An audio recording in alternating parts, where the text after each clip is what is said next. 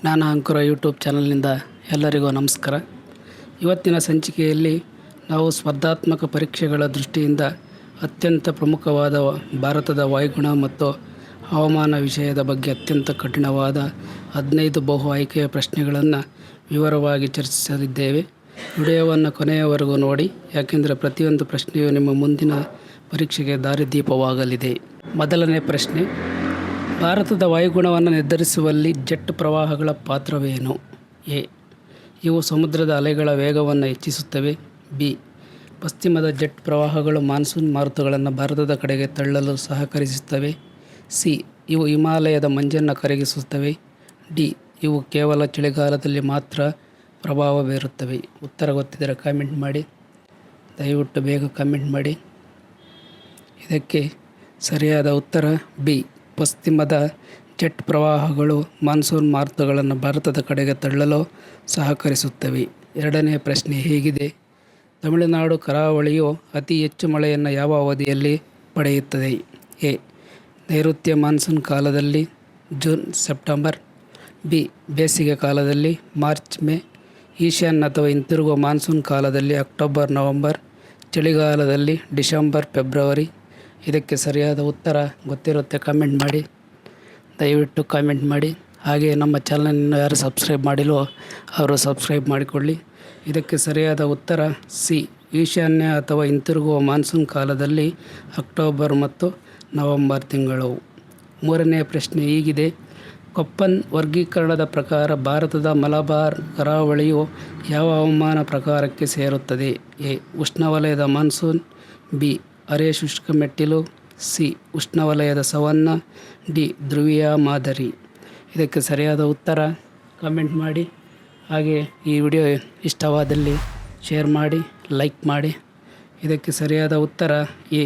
ಉಷ್ಣವಲಯದ monsoon AMW. ನಾಲ್ಕನೇ ಪ್ರಶ್ನೆ ಹೀಗಿದೆ: ಚಳಿಗಾಲದಲ್ಲಿ ವಾಯುವ್ಯ ಭಾರತದಲ್ಲಿ ಪಂಜಾಬ್ ಹರಿಯಾಣ ಮಳೆ ತರುವ ಪಶ್ಚಿಮದ ಅಡಚಣೆಗಳು ಎಲ್ಲಿ ಉಗಮಿಸುತ್ತವೆ? ಎ. ಅರಬ್ಬಿ ಸಮುದ್ರ. ಬಿ. ಬಂಗಾಳ ಕೊಲ್ಲಿ. ಸಿ. ಮೆಡಿಟೇರಿಯನ್ ಸಮುದ್ರ. ಡಿ.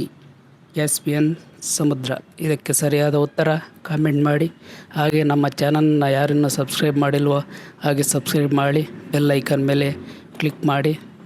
ಇದಕ್ಕೆ ಸರಿಯಾದ ಉತ್ತರ ಸಿ. ಮೆಡಿಟರೇನಿಯನ್ ಸಮುದ್ರ. ಐದನೇ ಪ್ರಶ್ನೆ ಹೀಗಿದೆ: ಎಲ್ ನಿನೋ ವಿದ್ಯಮಾನವು ಭಾರತದ ಮಾನ್ಸೂನ್ ಮೇಲೆ ಯಾವ ರೀತಿಯ ಪ್ರಭಾವ ಬೀರುತ್ತದೆ? ಎ. ಅತಿ ಹೆಚ್ಚು ಮಳೆಯನ್ನು ತರುತ್ತದೆ. ಬಿ. ಮಾನ್ಸೂನ್ ಮಾರುತಗಳನ್ನು ದುರ್ಬಲಗೊಳಿಸಿ ಬರಗಾಲಕ್ಕೆ ಕಾರಣವಾಗುತ್ತದೆ. ಸಿ. ವಾಯುಗುಣದ ಮೇಲೆ ಯಾವುದೇ ಪ್ರಭಾವ ಬೀರುವುದಿಲ್ಲ. ಡಿ. ಕೇವಲ ಚಳಿಗಾಲದ ತೀವ್ರತೆಯನ್ನು ಹೆಚ್ಚಿಸುತ್ತದೆ. ಇದಕ್ಕೆ ಸರಿಯಾದ ಉತ್ತರವನ್ನು ಕಾಮೆಂಟ್ ಮಾಡಿ. ಹಾಗೆ ನಮ್ಮ ಚಾನಲ್ ಇನ್ನೂ ಯಾರು ಸಬ್ಸ್ಕ್ರೈಬ್ ಮಾಡಿಲ್ವೋ ಅವರೆಲ್ಲರೂ ಸಹ ಸಬ್ಸ್ಕ್ರೈಬ್ ಮಾಡಿ. ಇದಕ್ಕೆ ಸರಿಯಾದ ಉತ್ತರ ಬಿ. ಮಾನ್ಸೂನ್ ಮಾರುತಗಳನ್ನು ದುರ್ಬಲಗೊಳಿಸಿ ಬರಗಾಲಕ್ಕೆ ಕಾರಣವಾಗುತ್ತವೆ.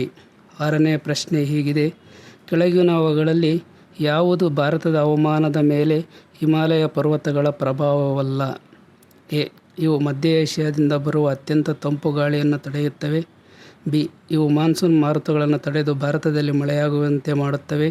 ಸಿ. ಇವು ಭಾರತದ ದಕ್ಷಿಣ ಭಾಗದಲ್ಲಿ ಮರುಭೂಮಿ ನಿರ್ಮಾಣಕ್ಕೆ ಕಾರಣವಾಗಿವೆ. ಡಿ. ಇವು ಸಿಂಧೂ ಮತ್ತು ಗಂಗಾ ನದಿಗಳಿಗೆ ನೀರು ಒದಗಿಸುತ್ತವೆ. ಇದಕ್ಕೆ ಸರಿಯಾದ ಉತ್ತರವನ್ನು ಕಾಮೆಂಟ್ ಮಾಡಿ. ಪ್ಲೀಸ್ ಗೊತ್ತಿದ್ದರೆ ಆನ್ಸರ್ ಮಾಡಿ, ಕಾಮೆಂಟ್ ಮಾಡಿ. ನಮ್ಮ ವಿಡಿಯೋ ಇಷ್ಟವಾದಲ್ಲಿ ನಿಮ್ಮ ಮಿತ್ರರೊಂದಿಗೆ ಶೇರ್ ಮಾಡಿ. ಇದಕ್ಕೆ ಸರಿಯಾದ ಉತ್ತರ ಸಿ. ಇವು ಭಾರತದ ದಕ್ಷಿಣ ಭಾಗದಲ್ಲಿ ಮರುಭೂಮಿ ನಿರ್ಮಾಣಕ್ಕೆ ಕಾರಣವಾಗಿವೆ.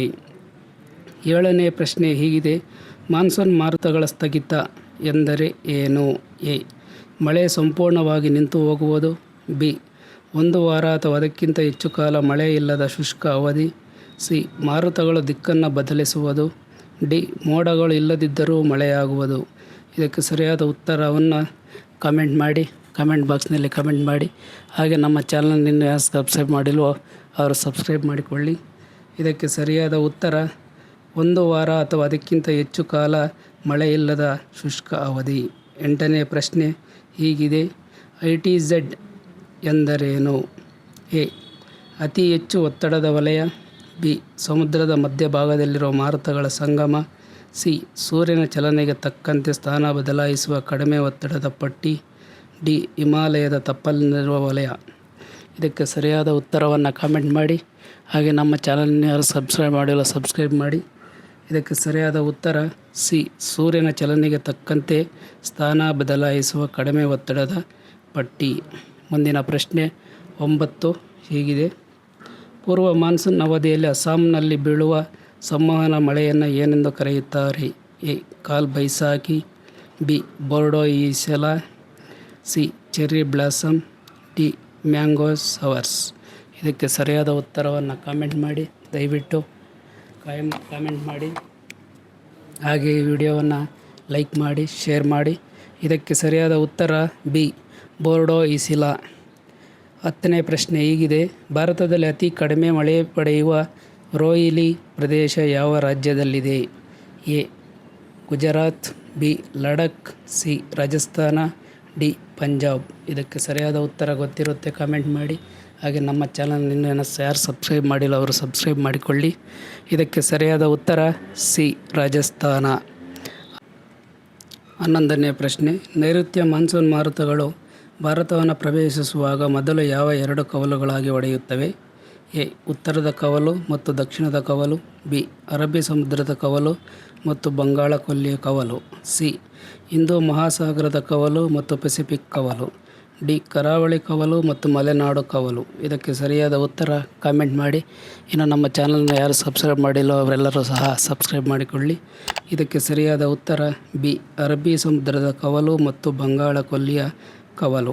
ಈಗ 12ನೇ ಪ್ರಶ್ನೆ. ದಕ್ಷಿಣ ಭಾರತದ ವಾಯುಗುಣವು ಉತ್ತರ ಭಾರತಕ್ಕಿಂತ ಭಿನ್ನವಾಗಿರಲು ಪ್ರಮುಖ ಕಾರಣವೇನು? ಎ ದಕ್ಷಿಣ ಭಾರತವು ಸಮುದ್ರಕ್ಕೆ ಹತ್ತಿರದಲ್ಲಿದೆ, ಬಿ ದಕ್ಷಿಣ ಭಾರತದಲ್ಲಿ ಹಿಮಾಲಯ ಇಲ್ಲದಿರುವುದು, ಸಿ ದಕ್ಷಿಣ ಭಾರತದಲ್ಲಿ ಕಾಡುಗಳು ಹೆಚ್ಚಿರುವುದು, ಡಿ ಉತ್ತರ ಭಾರತದಲ್ಲಿ ಮಣ್ಣಿನ ಫಲವತ್ತತೆ ಕಡಿಮೆ ಇರುವುದು. ಇದಕ್ಕೆ ಸರಿಯಾದ ಉತ್ತರವನ್ನು ಕಾಮೆಂಟ್ ಬಾಕ್ಸ್ನಲ್ಲಿ ಕಾಮೆಂಟ್ ಮಾಡಿ. ಹಾಗೆ ನಮ್ಮ ವಿಡಿಯೋ ಇಷ್ಟವಾದಲ್ಲಿ ಲೈಕ್ ಮಾಡಿ, ಶೇರ್ ಮಾಡಿ. ಇದಕ್ಕೆ ಸರಿಯಾದ ಉತ್ತರ ದಕ್ಷಿಣ ಭಾರತವು ಸಮುದ್ರಕ್ಕೆ ಹತ್ತಿರದಲ್ಲಿರುವುದರಿಂದ, ಅಂದರೆ ಸಾಗರ ಪ್ರಭಾವ. 13ನೇ ಪ್ರಶ್ನೆ. ಮಾನ್ಸೂನ್ ರಾಮ್ ಮತ್ತು ಚಿರಾಪುಂಜಿಗಳಲ್ಲಿ ಪ್ರಪಂಚದಲ್ಲಿ ಅತಿ ಹೆಚ್ಚು ಮಳೆಯಾಗಲು ಕಾರಣವೇನು? ಎ ಅಲ್ಲಿನ ಮಣ್ಣಿನ ಗುಣಧರ್ಮ, ಬಿ ಅಲ್ಲಿನ ಬೆಟ್ಟಗಳ ಆಲಿಕೆ ಮತ್ತು ಅಥವಾ ಗಣಿಕೆ ಆಕಾರದ ರಚನೆ, ಸಿ ಸಮುದ್ರದ ಮಟ್ಟದಿಂದ ಅತಿ ಹೆಚ್ಚು ಎತ್ತರದಲ್ಲಿರುವುದು, ಡಿ ಅಲ್ಲಿ ಯಾವಾಗಲೂ ಚಂಡಮಾರುತಗಳು ಉಂಟಾಗುತ್ತವೆ. ಇದಕ್ಕೆ ಸರಿಯಾದ ಉತ್ತರ ಕಾಮೆಂಟ್ ಮಾಡಿ. ನಿಮಗೆ ಉತ್ತರ ಗೊತ್ತಿರುತ್ತೆ. ದಯವಿಟ್ಟು ನಮ್ಮ ಚಾನಲ್ನ ಯಾರು ಸಬ್ಸ್ಕ್ರೈಬ್ ಮಾಡಿಲ್ಲ ಅವರೆಲ್ಲರೂ ಸಹ ಸಬ್ಸ್ಕ್ರೈಬ್ ಮಾಡಿಕೊಳ್ಳಿ. ಇದಕ್ಕೆ ಸರಿಯಾದ ಉತ್ತರ ಅಲ್ಲಿನ ಬೆಟ್ಟಗಳ ಆಲಿಕೆ ಅಥವಾ ಗಣಿಕೆ ಆಕಾರದ ರಚನೆ. 14ನೇ ಪ್ರಶ್ನೆ. ಅಕ್ಟೋಬರ್ ಶಾಖ ಎನ್ನುವ ವಿದ್ಯಮಾನಕ್ಕೆ ಪ್ರಮುಖ ಕಾರಣವೇನು? ಎ ಭೂಮಿಯ ಒಳಗಿನ ಶಾಖ ಹೆಚ್ಚಾಗುವುದು, ಬಿ ಅಧಿಕ ಉಷ್ಣಾಂಶ ಮತ್ತು ವಾತಾವರಣದಲ್ಲಿ ಹೆಚ್ಚಿನ ಆರ್ದ್ರತೆ, ಸಿ ಸೂರ್ಯ ಭೂಮಿಗೆ ಹತ್ತಿರ ಬರುವುದು, ಡಿ ಮಳೆಗಾಲದ ಆರಂಭದ ಲಕ್ಷಣ. ಇದಕ್ಕೆ ಸರಿಯಾದ ಉತ್ತರ ಕಾಮೆಂಟ್ ಮಾಡಿ. ಸಮಯವಿದೆ, ಕಾಮೆಂಟ್ ಮಾಡಿ. ಇದಕ್ಕೆ ಸರಿಯಾದ ಉತ್ತರ ಅಧಿಕ ಉಷ್ಣಾಂಶ ಮತ್ತು ವಾತಾವರಣದಲ್ಲಿನ ಹೆಚ್ಚಿನ ಆರ್ದ್ರತೆ. 15ನೇ ಪ್ರಶ್ನೆ. ಕೆಳಗಿನ ಯಾವ ಮಾರುತಗಳು ಭಾರತದ ದಕ್ಷಿಣ ಭಾಗದಲ್ಲಿ ಕಾಫಿ ಬೆಳೆ ಹೂವು ಬಿಡಲು ಸಹಾಯ ಮಾಡುತ್ತವೆ? A loo, B cherry blossom, C Kal Baisakhi, D ವ್ಯಾಪಾರ ಮಾರುತಗಳು. ಇದಕ್ಕೆ ಸರಿಯಾದ ಉತ್ತರವನ್ನು ಕಮೆಂಟ್ ಮಾಡಿ. ಕೊನೆಯ ಪ್ರಶ್ನೆ, ದಯವಿಟ್ಟು ಕಮೆಂಟ್ ಮಾಡಿ. ಹಾಗೆ ನಮ್ಮ ಚಾನಲ್ನ ಯಾರು ಸಬ್ಸ್ಕ್ರೈಬ್ ಮಾಡಿಲ್ಲ ಅವರೆಲ್ಲರೂ ಸಬ್ಸ್ಕ್ರೈಬ್ ಮಾಡಿಕೊಳ್ಳಿ. ಇದಕ್ಕೆ ಸರಿಯಾದ ಉತ್ತರ ಬಿ ಚೆರ್ರಿ ಬ್ಲಾಸಮ್. ಈ ವಿಡಿಯೋ ನಿಮಗೆ ಇಷ್ಟವಾದಲ್ಲಿ ಲೈಕ್ ಮಾಡಿ, ಶೇರ್ ಮಾಡಿ ನಿಮ್ಮ ಮಿತ್ರರೊಂದಿಗೆ. ಹಾಗೆ ನಮ್ಮ ಚಾನಲನ್ನು ಸಬ್ಸ್ಕ್ರೈಬ್ ಮಾಡುವುದನ್ನು ಮರೆಯಬೇಡಿ. ಧನ್ಯವಾದಗಳು.